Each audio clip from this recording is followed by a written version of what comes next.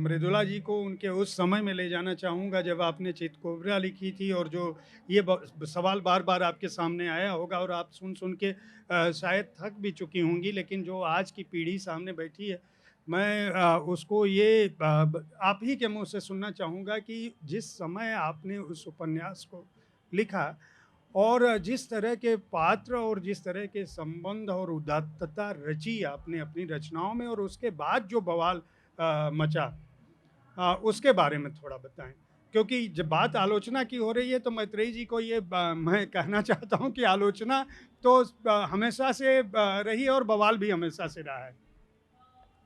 देखिए, ऐसा है कि चितकोबरा लिखा गया, बिल्कुल आराम से लिखा गया, 26 दिनों में लिखा गया, 1 मिनट भी नहीं सोचा, 1 मिनट के लिए भी नहीं सोचा कि उसमें कोई ऐसी बात हो सकती है जिससे लोग नाराज़ हों। मुझे वो बहुत सात्विक उपन्यास लगा, प्रेम पर है और अशरीरी प्रेम भी है, शरीरी प्रेम भी है, प्रेम के उदात्त रूप पर है। अगर उसको लेके लोगों को तकलीफ़ हुई तो ये उनकी बदकिस्मती है और ये उसका जवाब वही दे सकते हैं, मैं नहीं दे सकती। एक बार मैंने एक गोष्ठी में ज़रूर जो सारे पुरुष लेखक बैठे थे, उनसे इतना ज़रूर कहा था कि इतना बावेला मचाने के बजाय आप घर जाके अपनी-अपनी पत्नी से पूछ लेते, तो सच मालूम पड़ जाता। झूठ बोलती तो भी सच मालूम पड़ जाता, सच बोलती तो भी सच मालूम पड़ जाता। आज भी मेरी राय यही है कि अगर किसी को कोई सवाल हो, तो अपने-अपने घर जाएँ और अपनी-अपनी पत्नी से पूछ लें। मुझसे ना पूछें, क्योंकि मेरे लिए ये सारा जो बवाल था, जो भी था, वो बहुत ही बचकाना था, निहायत बेवकूफ़ाना था, अहमकाना था। उसमें कोई मोरालिटी, कोई नैतिकता आती नहीं थी, उसमें विवेक आता नहीं था, किसी से कुछ मतलब नहीं था। वो सिर्फ़ एक मज़े के लिए किया गया हंगामा था और कुछ नहीं था।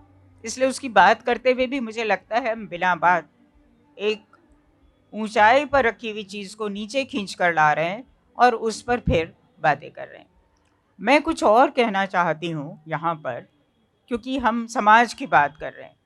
अगर समाज बटा हुआ है, उसमें विषम है, विषमता है, वर्गीय विषमता है, जातीय विषमता है, धर्मों की विषमता है और नफ़रत फैलाई जा रही है। एक तबके के मन में दूसरे तबके के लिए नफ़रत फैलाई जा रही है। अगर समाज ऐसा है जिसमें बहुत सारे लोग बिना भरपेट खाए सोते हैं रोज़, उसमें कुपोषण है, उसमें हर तरह का दुर्गुण है, तो ऐसे समाज में स्त्री कैसे शक्तिशाली हो सकती है? स्त्री क्या समाज नहीं है? स्त्री भी समाज है।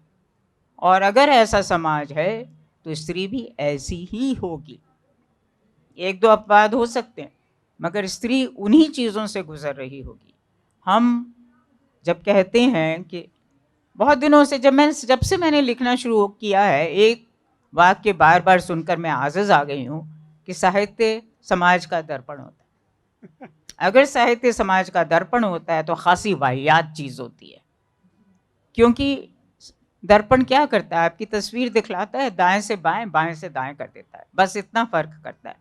अगर वही करना है तो पत्रकारिता उसको कहीं ज़्यादा अच्छी तरह करती है। उनका जो दर्पण है बहुत बड़ा होता है, बहुत लंबा-चौड़ा होता है और उसमें वो आपको बराबर जो यथार्थ है, जो समाज है, उसको दिखलाए चले जाते हैं, दिखलाए चले जाते हैं जब तक कि आप बोर ना हो जाएँ।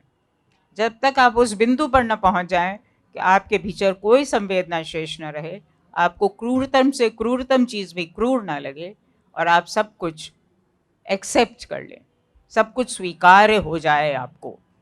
तो साहित्य अगर यही करेगा तो बहुत ही वाहियात चीज़ होगी। मैं कहती हूँ कि साहित्य समाज का दर्पण नहीं होता, समाज साहित्य का दर्पण होता है। कैसे होता है कि जो साहित्य करता है वो ये करता है, मनुष्य और पशु में क्या अंतर होता है? 2 अंतर होते हैं। एक, पशु के पास ज़बान तो ध्वनि होती है, ज़बान होती है, भाषा नहीं होती। मनुष्य के पास भाषा होती है। दूसरा अंतर ये है कि पशु अंतःप्रज्ञा से काम करता है। वो अपने भाव दूसरे पर प्रकट कर सकता है, मगर अंतःप्रज्ञा से काम करता है। उसके पास लॉजिक, रैशनैलिटी नहीं होती। वो सोच विचार कर तार्किकता के संग निर्णय नहीं ले सकता, नहीं लेता, मनुष्य लेता है। मनुष्य भी अंतःप्रज्ञा से काम करता है काफ़ी बार। काफ़ी साहित्य अंतःप्रज्ञा से ही लिखा जाता है, मगर वो अंतःप्रज्ञा जन्मजात नहीं होती। वो अंतःप्रज्ञा विकसित होती है पूरे जीवन भर के दर्द से, जीवन भर के ज्ञान से। आपने विस्लर्स मदर पेंटिंग के बारे में ज़रूर सुना होगा। विस्लर्स ने एक पेंटिंग बनाई और उसके बहुत कम दाम दे रहा था ग्राहक, तो उसने उसको नहीं दी, देने से मना कर दिया। तब अदालत ने पूछा, आपको इस पेंटिंग बनाने में कितना समय लगा था? तो उसने कहा 4 घंटे लगे थे। अदालत ने कहा 4 घंटे की मेहनत के लिए आप इतना पैसा मांग रहे हैं? उसने कहा नहीं, मैं 4 घंटे की मेहनत के लिए पैसा नहीं मांग रहा हूँ, मैं जीवन भर के ज्ञान के लिए पैसा मांग रहा हूँ। तो लेखक भी जो उसका जीवन भर का दर्द होता है, जो उसने भुगता होता है, सिर्फ अपने लिए नहीं, आप तमाम लोगों के लिए, पूरे समाज का जो दर्द उसने अपनी रगों में भुगता होता है, उससे जो उसके भीतर ज्ञान उत्पन्न होता है, जानकारी नहीं, ज्ञान उत्पन्न होता है, उसे वो अपने साहित्य में लिखता है। मैत्रेयी जी, आप मुझे एक वाक्य और बोलकर मैं खत्म कर रही हूँ। फिर वो जो लिखता है, अगर समाज उसको पढ़ता नहीं है, उसकी कद्र नहीं करता, तो बेकार है। 1 लाख लोग भी साहित्य लिखें तो वो बेकार है, पूरी तरह से बेकार है। अगर हम ऐसे समाज में जीते हैं जहाँ कोई साहित्य पढ़ना नहीं चाहता, जहाँ हर आदमी साहित्यकार है, हर आदमी के भीतर साहित्य गुण है, अगर उन गुणों को नहीं पहचानता तो हम लोग बेहतर है कि न लिखें। मैत्रेयी जी ने आप मृदुला जी जो कह रही हैं, पूरे जीवन इन्होंने लिखा, सर्जा और बहुत ही पढ़ी गई। आप भी बतौर लेखक जो समाज में आप स्थापित हुई हैं, आप उसके सम्मान को अपने नकार नहीं सकती। भारतीय समाज ने अपने लेखकों की चाहे जितनी भी आलोचना की हो, हंगामा किया हो उनकी कृतियों पर, लेकिन उन्हें पढ़ा भी खूब है। मैं भारतीय समाज की जो मानसिकता है अपने लेखक के प्रति और उसकी कृतियों के प्रति, मैं चाहूँगा उस पर आप अपनी बात कहें, क्योंकि मृदुला जी एक बात कह चुकी हैं कि लेखक क्यों लिखता है, उसके पूरे जीवन का एक कर्म है, अनुभव है, ज्ञान है, वह उसको सर्जता है। मैं ये चाहूँगा कि उसके आगे का पार्ट है कि जो पाठक आपका है, वह जिस समाज की बात ये कर रही हैं कि 1 लाख साहित्यकार, हर आदमी साहित्यकार हो सकता है, आप उसके आगे की बात बताएं कि जो साहित्यकार किस तरह के समाज की उम्मीद करता है अपने लिए। देखिए, समाज तो उत्तरोत्तर विकास करे इसी की करता है, लेकिन जो लेखक लिखते हैं और पाठक से उम्मीद करते हैं कि वो पढ़े, जब तक उसकी ज़िंदगी झलकेगी नहीं उसमें, जब तक आपके लिखे में उस पाठक की ज़िंदगी उसको दिखेगी नहीं, वो नहीं पढ़ेगा।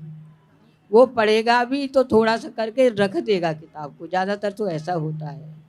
लेकिन जब मन लगा के पढ़ेगा तो निश्चित है कि उसे अपने से कहीं सामंजस्य लग रहा होगा कि नहीं नहीं ऐसा ही तो है, हमारे जीवन में भी तो ऐसा है। तो मैं तो ये जो बहुत मेरे पाठक बहुत उस तरह के नहीं हैं कि बहुत प्रबुद्ध हों, मेरे पाठक गांव के हैं, तो वो तो सरल भाषा, सरल जीवन जैसा उनका होता है, ऐसा भी नहीं कह सकते कि उनका बहुत सरल जीवन होता है, कॉम्प्लिकेशन वहाँ भी होते हैं, वो अपनी तरह से निपटाते हैं। वो तो जब हम उसकी ज़िंदगी, अपने पाठक की ज़िंदगी, हमें नहीं पता कि वो हमारा पाठक बनेगा कि नहीं, मैं यहाँ पाठक शब्द प्रयोग कर रही हूँ, जब तक हम उस मनुष्य की ज़िंदगी अपनी रचना में नहीं देते, वो नहीं पढ़ेगा। पढ़ता वो है, हाँ यहाँ मुझे ये लग रहा है, हाँ ऐसा ही तो है, ऐसा ही तो मेरे साथ हुआ, ऐसा ही तो मेरे पड़ोसी के साथ हुआ, तो उसकी बहुत निकट की चीज़ होती है। साहित्य को पढ़ना, अब तुलसीदास की चौपाइयाँ क्यों जगह जगह पे कोट कर दी जाती हैं, कामें भी कर देते हैं लोग, क्योंकि उन्हें लगता है कि इसी से मिलता जुलता जीवन है। जब जीवन से मिलता जुलता जीवन उसमें दिखेगा, जब जीवन की जो भी दिक्कतें हैं या जो भी खुशियाँ हैं या उत्साह हैं, उल्लास हैं, वो सब दिखेगा, तभी वो उसको उठाएगा। तो वो ये नहीं कि नहीं मैं साहित्य पढ़ रहा हूँ, वो साहित्य नहीं पढ़ रहा, वो अपनी ज़िंदगी पढ़ना चाहता है, मुझे ऐसा लगता है। और ऐसा मैंने महसूस भी किया है कि वो लोग क्यों पढ़ते हैं, क्योंकि मैंने जो लिखा वो फ़र्क है, मृदुला जी ने जो लिखा वो फ़र्क है, हम दोनों का बिल्कुल फ़र्क है मामला। तो मेरे पाठक उस तरह के हैं जो उस तरह की ज़िंदगी, बड़ी जो गांव की जो कॉम्प्लिकेटेड तो वहाँ भी होती है, लेकिन बड़ी साधारण सी ज़िंदगी होती है। यहाँ शहर में तो पता ही नहीं लगता कि किसकी कैसी ज़िंदगी है, वहाँ तो तुरंत पता लग जाता है कि किसके घर क्या हो रहा है। यहाँ तो पड़ोसी का ही नहीं पता कि क्या हुआ, कितने बड़े बड़े कांड हो जाते हैं, पता नहीं चलता क्या हुआ, कैसे हुआ था। तो ये फ़र्क है यहाँ पे, हम सारी चीज़ें कैसे पता करें, कैसे लाएं और हमारे पाठक को कैसे विश्वास बैठे।